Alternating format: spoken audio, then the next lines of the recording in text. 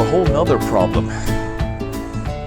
I've just talked about the almost deification of the Qur'an by Muslims by elevating it so high and not letting it touch the ground, putting it up on these beautiful stands. There's nothing wrong with that, but it's the approach they give to the Qur'an that's somewhat interesting and almost a little bit disturbing, almost to the point of deifying this book, as I said in the last episode. Something we would not do to the Bible or even consider it as such. But it even goes beyond that. When I first went to London back in 1992,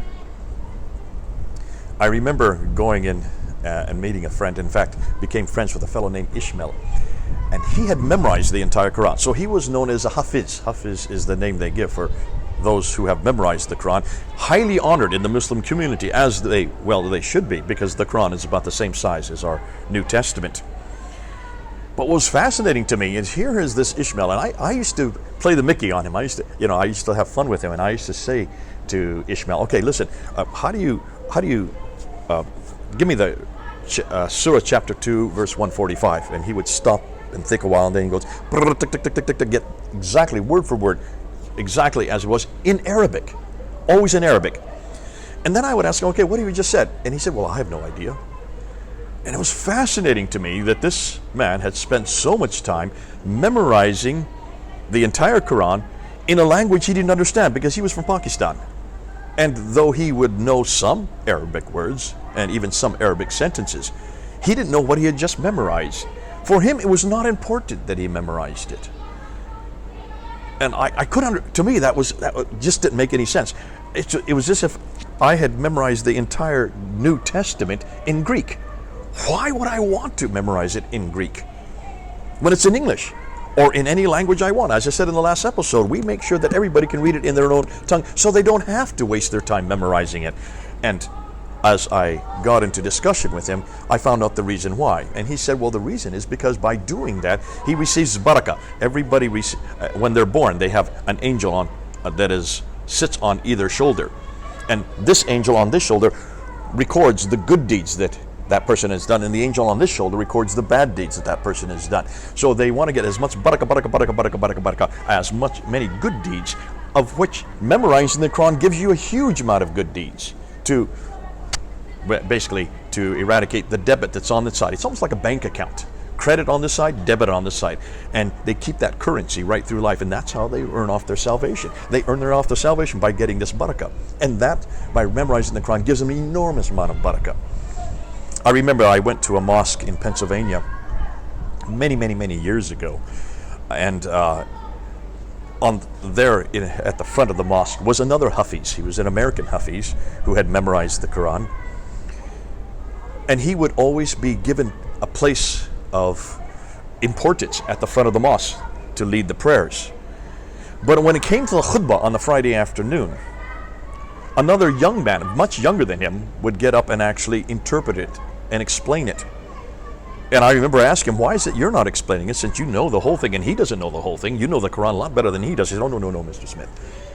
I may have memorized it, but he knows Arabic.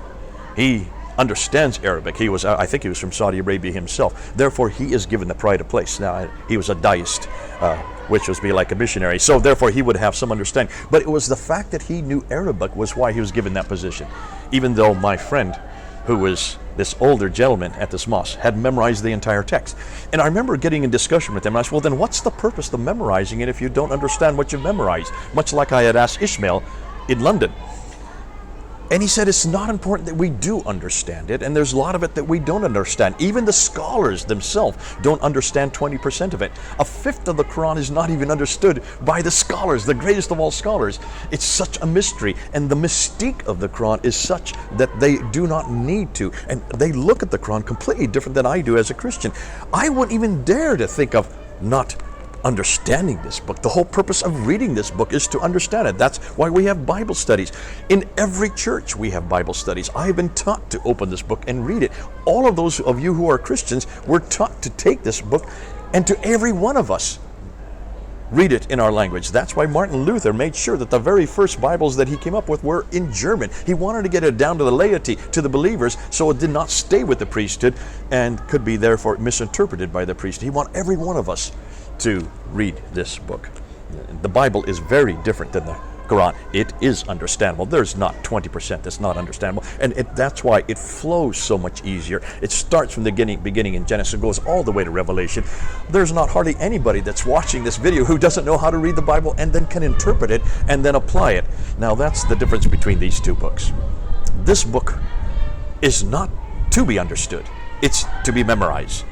This book is to be read, not memorized, but applied to your life. Can you see the difference? So we're talking really about two different revelations and also two different applications to those revelations.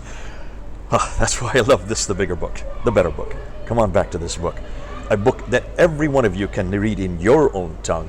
Yes, in another 60 years, every known tongue will have this book in its language, and that's why I love the Word of God, because this book is for everyone. This is really only for the Arab speakers. Seems to suggest that only the Arab speakers can understand this book. Every one of you can understand the Bible. Come on home to the bigger, the better book. This is Jay, here in Poland. Beautiful, beautiful Poland. Southern border. Beautiful mountains. Over and out.